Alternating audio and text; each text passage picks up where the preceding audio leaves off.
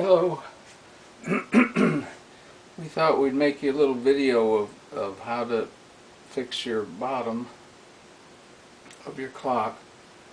It's amazing what your clock must have went through in order to break that bottom like it did. I'm not sure why the companies feel like they gotta bounce them cartons all over the place. But your first step would be to take the gong off. I don't know where if your gong's on the broken part or the not broken part. If you have some type of wrench, you could use pliers, but a little wrench is a lot better. Just find the screw at the bottom, or the nut at the bottom rather, and loosen it.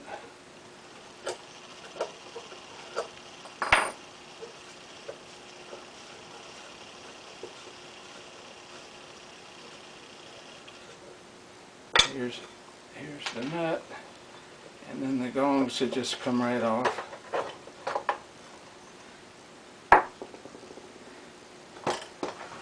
Next thing you need to do is to take both pieces of the base off. Some clocks are all different on how that base is on there. This one is just nailed on.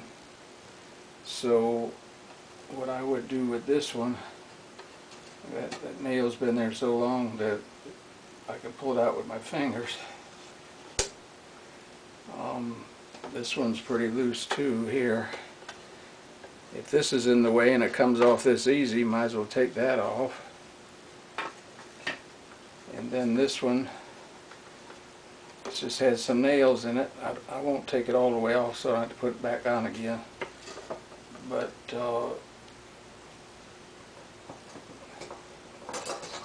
you can get a small pair of pliers and a screwdriver, and just pull the nails out. Or there might be screws. You might have to undo the screws. There's another one came out. But take both pieces off. If I keep pulling the nails out, the piece would come right off. But this is not broke, so I'm just going to leave it there.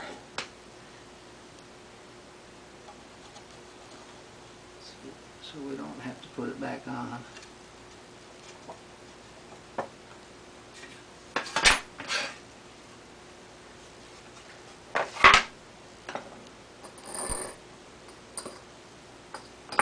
And once you get your two pieces off,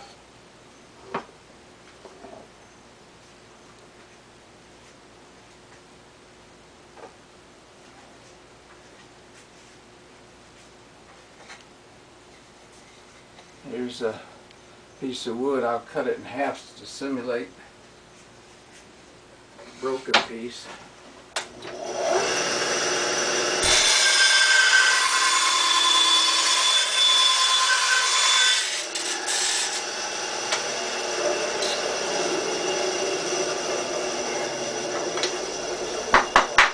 So pretend this is your two pieces that are broken.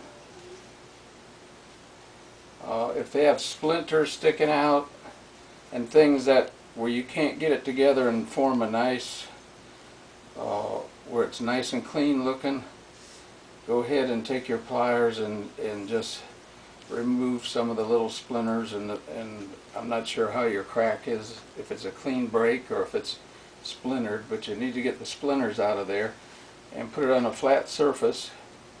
If the only thing you have to work on is like a good table rather than a work table, put down a piece of wax paper so that you don't mar your table. And there's my two pieces that we're going to glue back together.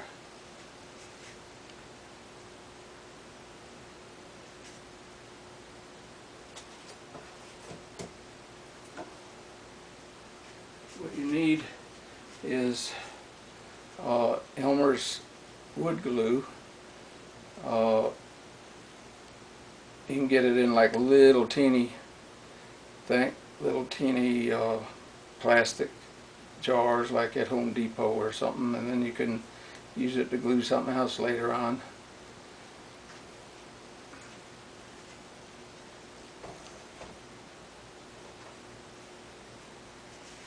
I put some in here and I diluted it a little bit that we use to peg out holes that are wore out in clocks to put screws in.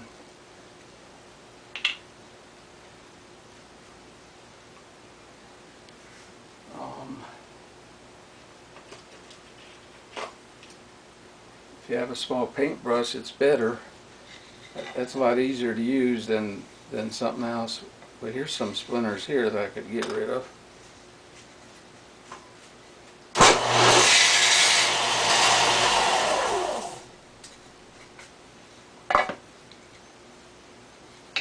Okay.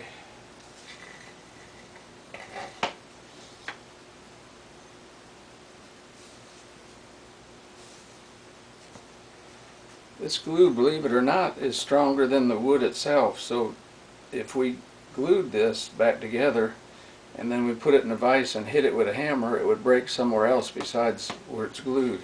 It's remarkable stuff. So what we're going to do, the glue you get will be a little bit thicker and a little easier to use than this, because I've thinned it down for our purposes around here.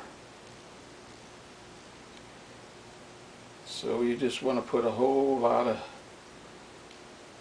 on there, and it's going to soak in the wood. And then we'll put some on this side.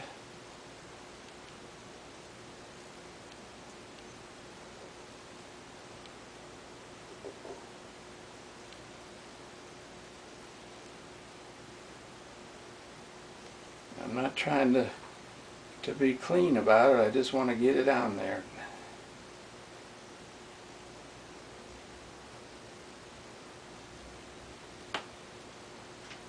Now if you want a really, really good job,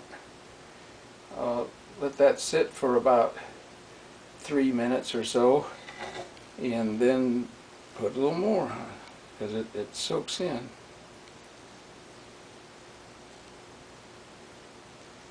And you don't have to be in a hurry.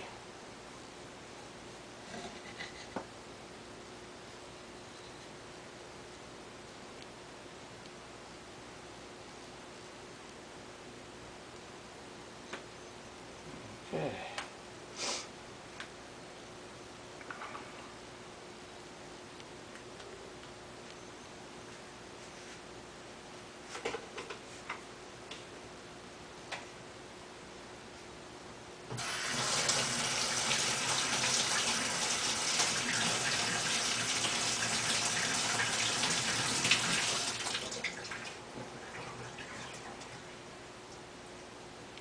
The glue is water soluble, so you can clean your brush with just plain water.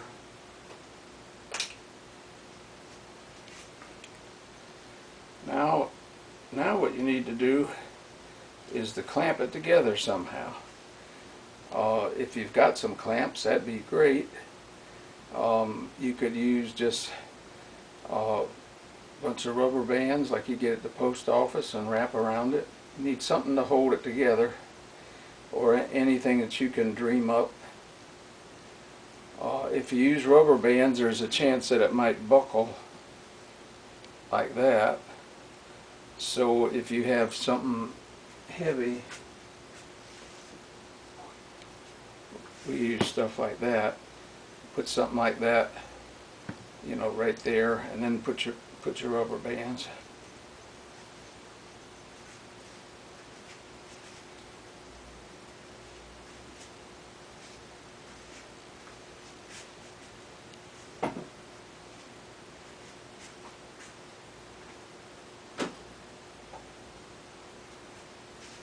Here's some cheap clamps that we got at Harbor Freight. And for something like this will work fine. We're not going to put lots of pressure, so you don't need to put little strips of wood or something to protect this. That really don't matter. So you don't have to squeeze them together like super duper hard.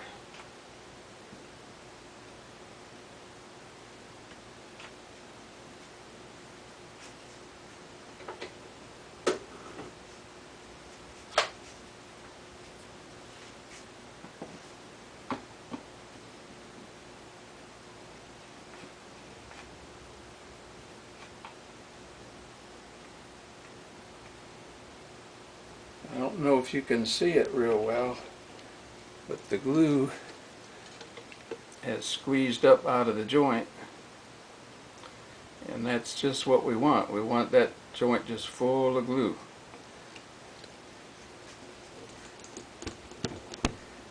It won't stick to your wax paper if you have wax paper back there.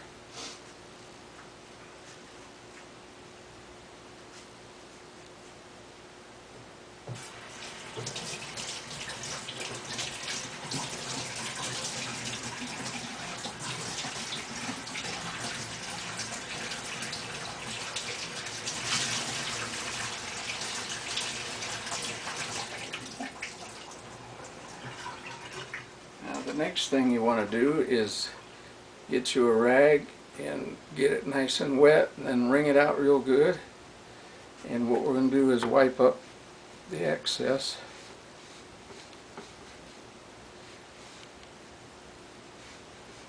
And remember, this is water soluble, so it just wipes up really, really nice.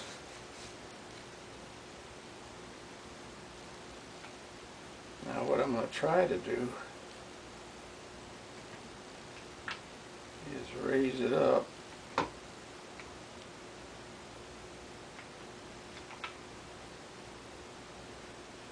and clean off the back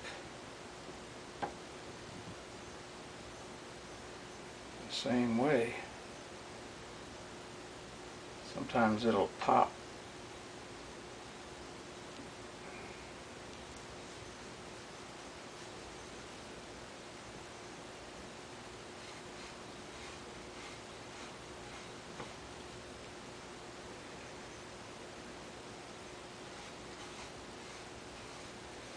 Get as much of that glue off of there as you can, because it'll look funny.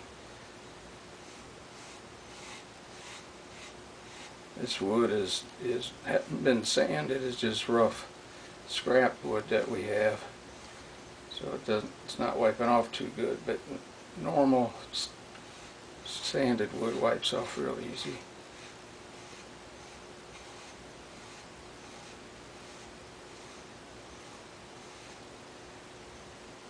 Go. Now if I can just get it back without popping it where it jumps out on us like I showed you earlier. Oh, there it went.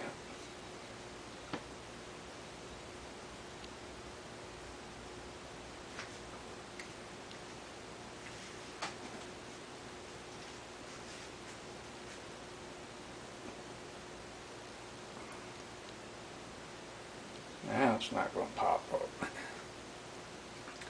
And that's pretty much all there is to it. If anything went wrong, when you're done you can still wipe it with a wet rag. It takes a lot longer once it's dried, but this glue would hold it, you know, pretty much forever. Even when it gets wet, it don't let go. But if you were to soak it in a bath, you take your repair job and soak it in a bathtub for a day or two, it would probably fall apart on you. But otherwise, it's pretty permanent. So we hope this helps some. If not, let us know.